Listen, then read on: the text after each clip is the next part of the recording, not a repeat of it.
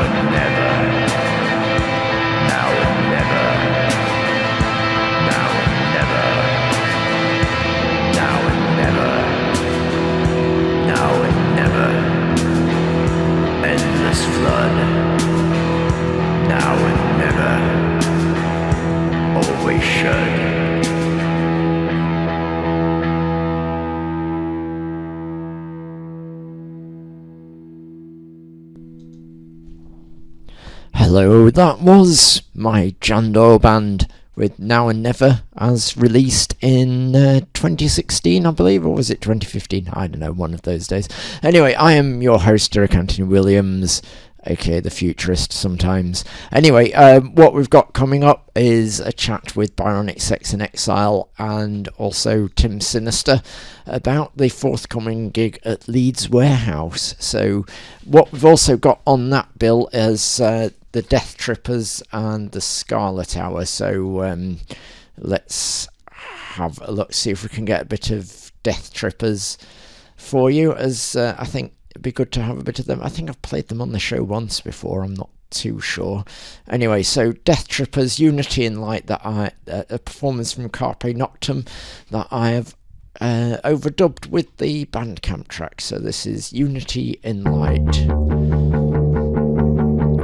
and I will get that on for you now.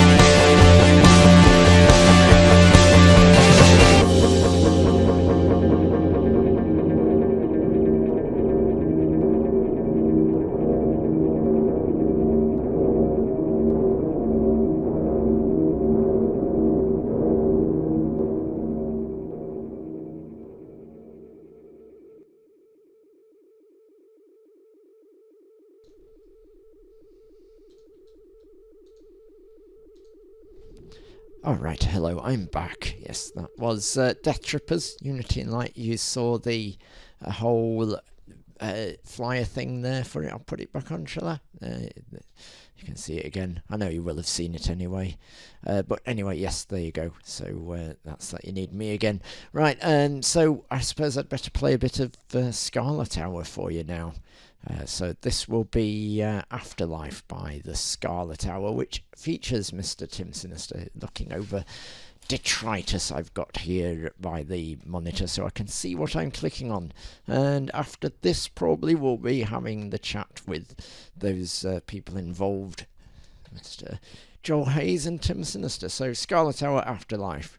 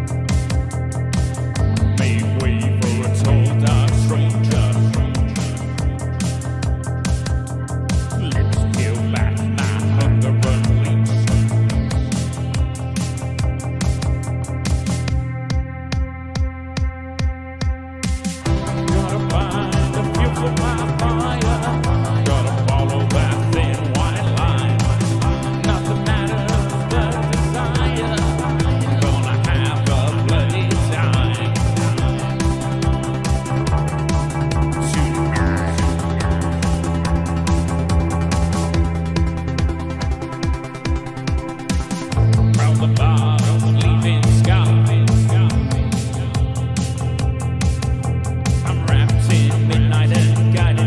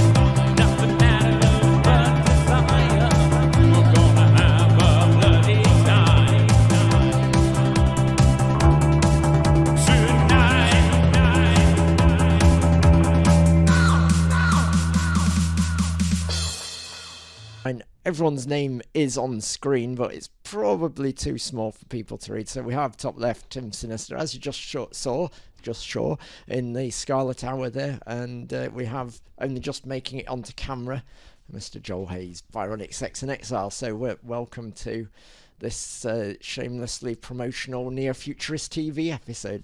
Sell out and you can get you everywhere if you suck up to the right people, I hear. Anyway, so you've got this big gig coming up, and I've had Byronic Sex Exile on and that sort of thing before. Never Tim Sinistr though. So tell us what this is all about then. What's this? What's the idea of it being a big gig? So the idea of the show is we have a one-off show in a classic venue in Leeds in an old school retro style, and it's all in aid of a very worthwhile local British charity called Deathrippers, and we have a trio of either Leeds-based or Leeds-linked acts to prop up this bill, and probably a million and one different justifications for this, but clearly it's something very different. We're looking forward to. I'm sorry, but you're going to have to repeat all that, as I've just discovered that the audio wasn't coming through on the live stream. So that's brilliant. This is off to a great start. Right, okay, let's try that again, shall we? It's good. It's chaotic. It's beyond boundaries. It's revolutionary. I like it. Yeah. This is the way of insurrection near futurism or something, I guess. So I can précis that for everyone if you want. Basically, it's an iconic Leeds venue for goth. It's in aid of charity. Blah blah blah, whatever. Yes. So that bit we've kind of got covered. Great venue, and it's all to do with charity. So what else have you got to say for yourselves? Well, I think like extinct Leeds goth acts haven't played at the Warehouse for some considerable time. I can't remember the last time an active Leeds goth band did. Must be over 25 years, I would have thought. And we thought it was back time to bring it back to where it belongs, and it should be something very special, really, I think. Obviously, we're doing everything we can to make it a blockbustering success, and this kind of one-off event isn't on the circuit level, doesn't really happen very often, because normally everything's geared towards festivals and to your Whitby's and your goth cities, and of course you're in your bleak midwinters too, of course. Black midwinter. Honestly, I'm sick of this. This won't do. Pay attention. It's as bad as people spelling my name wrong when it's on Messenger in front of them. Yes. Anyway, carry on.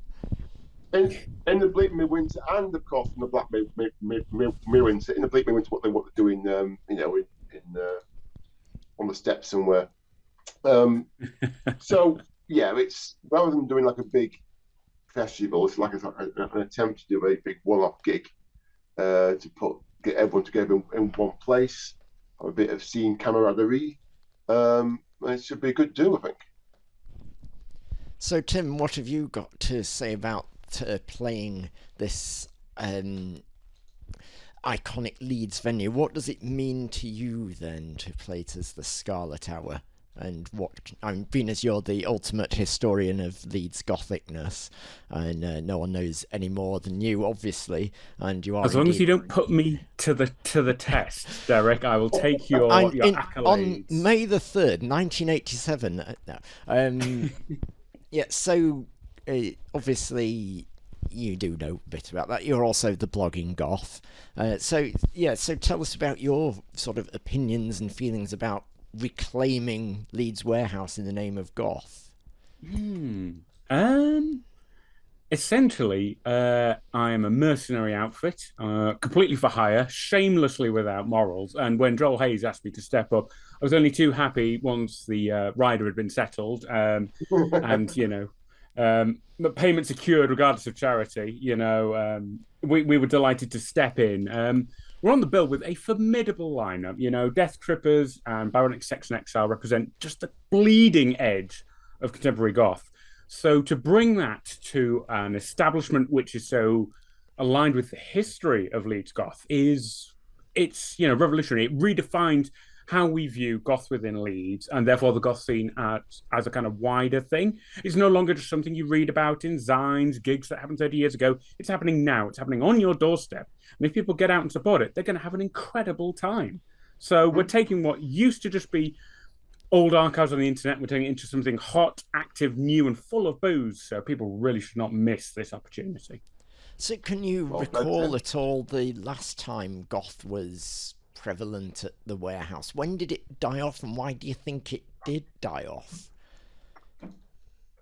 Well, I think when the thing did the big shrinking in the mid-90s, probably the Duchess was the Leeds gig on that circuit rather than the warehouse, and I think everyone just became too wee to give it a go, really. And although we're not saying we're big time Charlies with this stuff, but obviously we are giving it a go, as you say. And we are taking a punt that we can make this a good night. But I mean, I don't believe that kind of like the scene bands, the bands on the circuit in the UK really gave it a go, probably from the mid-90s onwards, really. I don't really know why it was. Probably because we just got used to doing the easy gigs. And of course, the festival circuit kind of overtook the big gig kind of thing. I mean, I think it was out once we'd sorted it, we'd signed the contracts and giving over the money and all that stuff. I was getting myself in the mood by listening to the Rosetta Stone live bootleg album Under the Rose. Currently, that's the warehouse, and completely unbeknownst to me, I noticed that it was exactly 31 years to the day when they recorded that album. They recorded it on 21st of October 91. So that's a complete coincidence, but it's also very spooky. You were clearly channeling the energy then, definitely. It's a sign ordained by the gods of goth or something. Indeed. I mean, if Paul, if you're listening, I know you can't live semi-local, jump on stage, we'll blast through adrenaline badly. I'm sure we can get your people to call my people, which is me, and we'll sort this out, But I mean, Paul said abandon all goth now, major rethink in progress. So, I mean, if he's a denier... Which thus makes him one of the hardest goth artists out there. The more you reject goth, the more powerful you become. In gothic death, you are more powerful than you can ever imagine, or something. I was thinking about this, actually, because very sort of few... I mean, Rosetta were probably one of the last UK acts of that level to try to push the envelope to get bigger, to try to climb up the ladder. I think probably a few UK acts have given it that kind of attention over the past 20 years or so, but not many have really. They've all kind of banged their heads on the glass ceiling, much the same way that Rosetta did, and that kind of did for.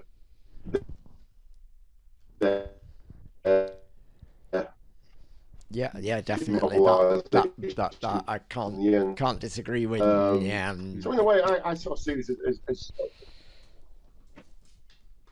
I mean, it's I sort of see this as like a statement of we can break out of our little ghetto if we box smart and try to play our cards right. So you probably tell that this isn't part of a tour where we're playing like Brixton Academy and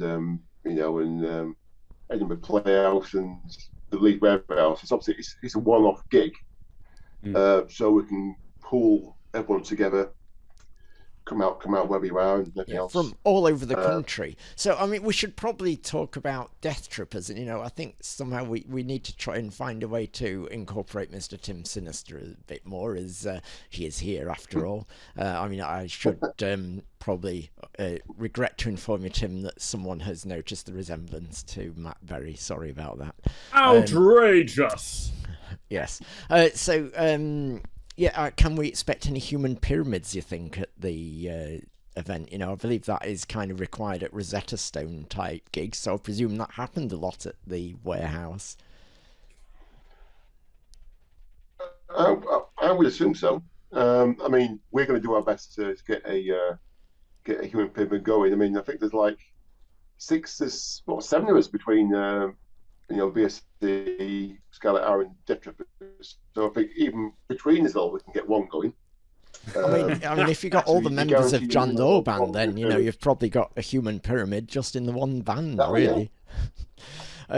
So tell us a bit more about the Deathrippers then. What are they all about? Well, I mean, I put them right up there. One of the very best current scene bands. I mean, I saw them we put them on at Goth City in the first Goth City. Actually, it was the new bands, and I think they've gone on to have a real reputation of this crossover of psychedelia and goth. And they were amazing at Goth City this year when they played to do a support open for both Avalanche. So yeah, they're like the creme de la creme of the creme, if you like. So Tim, we should have a bit more also about the Scarlet Hour and what you're going to bring to the whole thing. I mean, it definitely not going for any Andrew Eldritch vibes or anything, I'm sure. I hope, we don't want any of that sort of thing, because we don't want people who are definitely not goth being emulated. Right, absolutely. One thing I have always taken from Eldritch is the importance of shades on stage. Yes, they are vital because whilst I may appear to be an overwhelming lackadaisical braggart of a bastard, I'm actually terrified up there, and the shades are a vital barrier between me and the real world. What about amphetamines? Are they vital too? I'm a bit too old for that nonsense anymore, but the double whiskies and shades do the job. So I do pick up a little bit of that from Eldritch. Everything else, no. The Scarlet Hour is, we're kind of reluctant to tack ourselves to labels, but for us, it's more synthwave, dark wave. So you're definitely not goth. Definitely not goth. Sure, why not? Yes, throw it in, no, throw it out. We don't care. I think when people hear our music, they will form their own opinions, and they're welcome to do that. We've just got some really angry, really sad stories to be telling, all of which will be collected on an album titled Warnings, to be coming soon. And can we expect any smoke on the night? I mean, so few venues we get to fill them with smoke, so you can't see the band. So are we aiming for anything along those lines of hiding behind a massive wall of smoke? I think that's a perfect way to give the illusion of a sellout show, Derek, to be honest. Yeah, I mean, how else can you? Also behind that, I will arrange that once I get my smoke machine back from Zach Zero. So if you're watching, guys, I need it back now. No, it's not a Dracula showing, so no Zeitgeist Zero, I'm afraid. One thing about the Eldritch connection, we've actually gone with a Sisters theme to the official event T-shirt, because you'll maybe be aware of the Sisters 81 shirt to commemorate their debut gig in York, and we've got this very nice Wes's 21 10 22 t-shirts to commemorate the warehouse gig. We've got everyone tastefully deployed at the back. All proceeds also going towards the charity, so then you have to be there to grab one at the event and say you were there, and be able to wear the t-shirt that confirms you were there. It's a rare chance to prove you existed in a moment in time. So Mel That- has asked if there can be backlighting to illuminate her back-combed hair. Can you arrange that? Is this part of the rider for the Scarlet Hour? Well, you wouldn't believe. That's some kind of like production team meeting now, is it? Okay, right. Yeah. Right. So we're actually Smoke talking machine, logistics live in front of backlighting. everyone. And we've also been asked how the new guitar is working out for Joel. I'd barely be able to play it. I mean, it looks amazing. I mean, it won't matter if you're hidden behind a load of smoke. I mean, just stick everything on a backing track and no one will be any the wiser. Because I've sort of been finishing off the new album, which a copy of which should be in your inbox by now, Derek. Actually, I've just finished it and bunged out the promos whilst we were dialing up. So yeah, I've been working on that. So I may have a night off on Friday and Saturday, and then boom, back into it. So is your set for the show going to be based around the new album, or is it still just going to be a greatest hits show? Greatest hits. Leviathan and Your Name on the Wind repeated one after each other all night long. They're going to start off with Crown of Passion, then boom in the Crown of Passion, then ride on home with Crown of Passion, and then done Leviathan encore with Crown of Passion. There we go. Give the people what they want. Absolutely. I mean, if you add in, just maybe one different track in the middle, Unrepentant Thunder, so, you could add that in the middle, and then you've definitely got the entire hour-long set if you're just 3 songs, I think, there. Absolutely. I mean, I think one or two, so if I told you I haven't worked on the set yet, then you're going to have to keep that quiet because it's all top secret stuff. I mean, I don't feel like a season. It's a good job pro, no one's watching, Or, I mean, Yeah, you don't want to reveal that. The secrets are exposed. The veil is torn asunder. It's like, a seasoned pro like myself doesn't really need to rehearse. He just needs to print out a set list. I mean, it's always worked for me, so... So, I mean, Tim, I need to consult something based on what I heard from Joel earlier. He said Wes's. I mean, how do you feel about Wes's versus Wes's? I mean, and I think this is kind of one of those important debates that we'll need to get sorted right now. I'd hate for people to go away without knowing definitely whether it's Wes's or Wes's. It's a pronunciation thing, pal. I mean, you're from South Yorkshire, so I can barely understand you. And I mean, I'm from I was East West Yorkshire, so I'm a Yorkshire at jumped one up time, yokel. I mean, we only got made into South Yorkshire in the 1970s, so I'm sort of West Yorkshire. I mean, the phrase actually comes from the East-West German split, Aussies and Wesses, from East and West Germany. So it was what we would call a pun, a play on words, if you like, between West Germany and West Yorkshire, and we're co-opting the phrase. I mean, isn't East Yorkshire then the communist one? Yeah. So I wish they were that exciting. Don't get political, Derek. It's a Wednesday night. Yeah. And which one voted for Brexit again? Anyway, so yeah, so there's a lot riding on this, really, isn't there? It's like if if you fail, goth is over. So we're relying on you. You save us, old Joel Hayes and Sinistr. You're our only hope. There's nothing riding on this whatsoever. Absolutely everything. The fate of goth is in your hands. If you fail at this, then it is all over. The scene is dead. So I mean, if this doesn't work, then I'm sorry, that's it. Goth is cancelled forever, and it's all going to be emo revival from then on. So you sound like the enemy. So anyone else got anything they want to add? They'll have to wait about 5 hours for the delay to catch up, but if anyone else has got anything to ask our lovely guests before my Zoom call time runs out, because I'm too much of a skinflint to pay for Zoom, because I am from Yorkshire after all. So Mel is definitely not keen on the idea of emo revival. She doesn't want to go wearing flares. So it's going to be tricky, I'm sure, to catch up on any questions before I run out of time. But so any other things you want to quickly add, and just see if I get any questions in the meantime? No, I mean, clearly we also get a chance to raise serious money for the charity, because having underwritten the costs ourselves, all of the ticket money, all of it goes to the charity. So every ticket bought is, goes straight into the pot. So I would just think the social good we can do,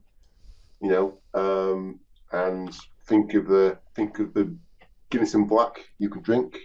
Yeah. Well, the social good. And as it's also my mum's birthday, should I bring her along so you can serenade her that night? Bring her up on stage for a duet or something. I mean, yeah, absolutely. I mean, she's not getting for free like one. So but it's her birthday. It would be a lovely present for her. So, absolutely. Yes, I think we've run the course. So anyway, the money from the gig does go to Positive Action for Refugees and Asylum Seekers. You have been watching Tim Sinistr there at the bottom, and Joel Hayes there at top left, and I don't know who that guy is on the right in a cyberpunk sci-fi world. But anyway, thanks for joining me, and let's hope that all goes well. I don't know if I'll be able to join you or not, as being as it is my mum's birthday and you won't let her in for free, then well, these things might not happen. So anyway, all the best with it, and I'll play a bit of Vampire Guitars now, I guess. So until next we meet, goodbye. Farewell all. Cheers, Derek. Bye. Goodbye. I'd best kick them out of this Zoom call or something, or they're leaving of their own accord. Go away, it's over.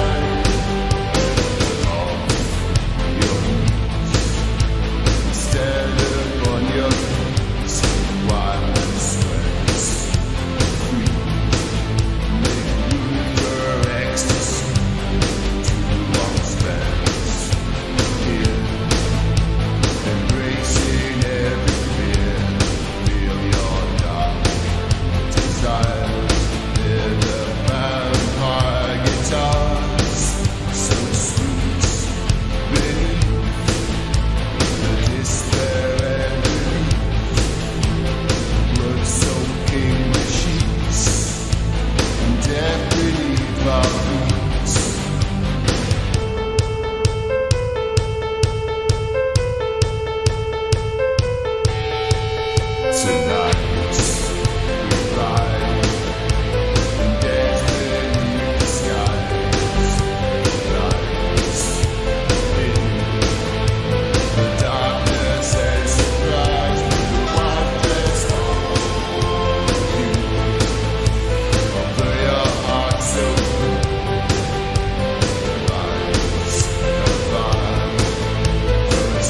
you your to make the soul.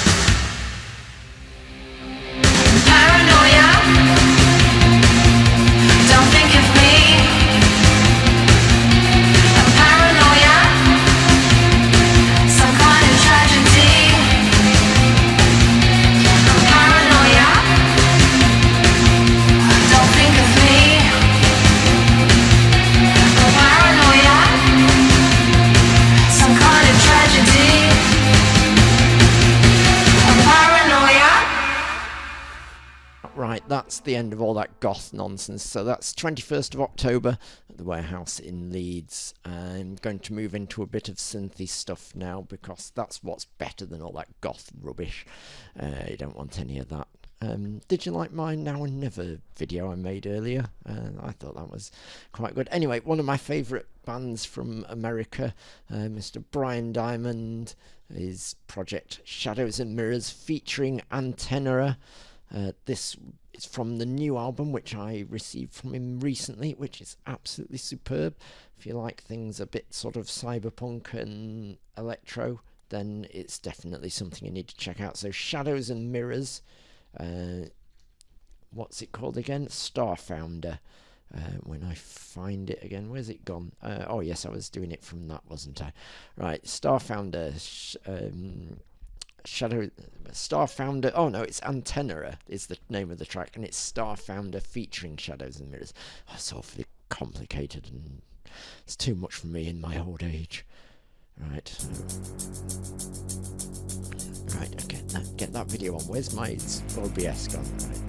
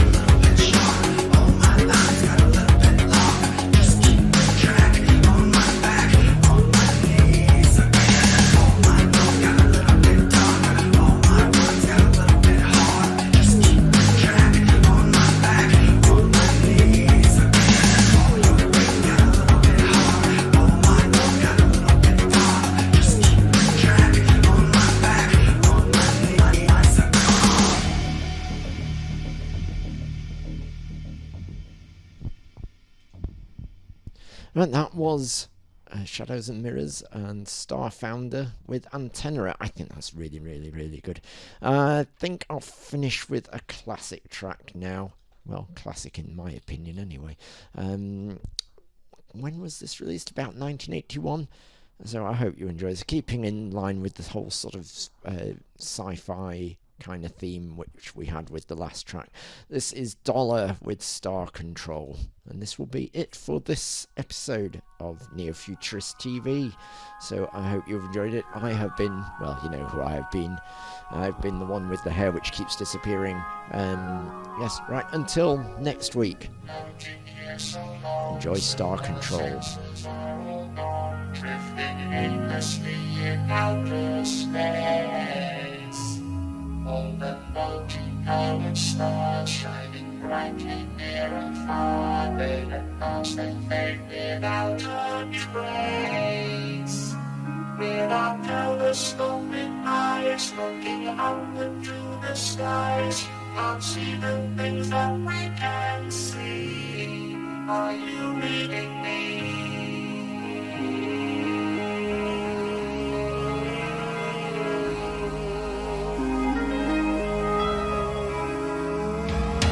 Missions are too long, and the coordinates are wrong, and we can't remember why we're here. Abandoned here alone, we don't know which way is home, and communication is unclear. We're suspended up in space, disappeared without a trace, and we don't know if it's night or day. But we do know we're like years away. Star Control, we're 10 million miles from home. Where do we go from here? The light in confusion, we're under the bomb, so tell us where do we go from here? We need to be told. Star Control. Our creation was your dream. We were more than just machines. When you programmed us to think like men. Your ambitions rule your mind, and your perfectly inside communications have all reached their end. We're suspended up in space, disappeared without a trace, and we don't know if it's night or day. But we do know we're 9 years away. Star Control, we're 10 million miles from home. Where do we go from here? The lights in confusion, we're under the bomb, so tell us where do we go from here? We need to be told. Star Control.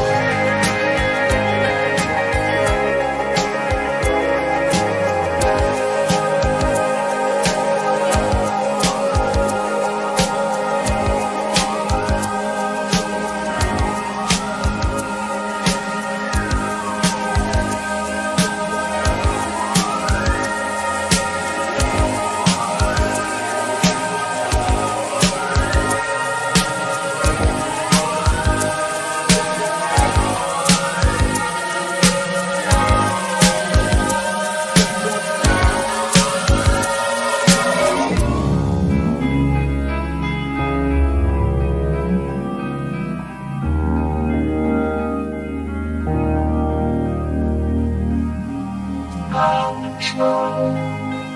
We're 10 million miles from home. Where do we go from here? The lights in confusion, we're under the bomb, so tell us where do we go from here? Nowhere to go.